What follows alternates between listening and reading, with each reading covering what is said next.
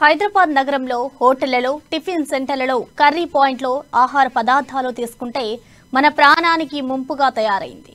హోటల్లో కుళ్ళిపోయిన పురుగులు పట్టిన చికెన్, మాంస పదార్థాలు, కూరగాయలు, మాంసాలతో వండి వినియోగదారులకు వడ్డించి వాళ్ల ప్రాణాలతో చెలగటమాడుతున్నారు.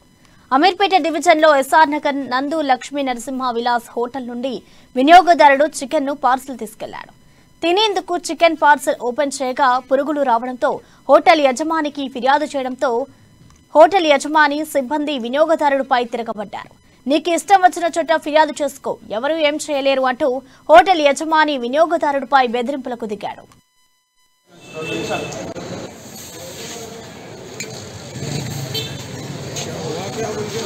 कीड़े आ रहे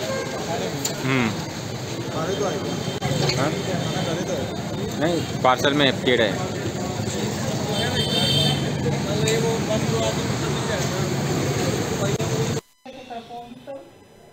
శ్రీ లక్ష్మీ నరసింహ విలేజ్లో కర్రీస్ తీసుకున్నాం. మొత్తం ప్యాకెట్ పైన ఫుడ్ బాక్స్ పైన మొత్తం అర్థు అనుకున్నాయి.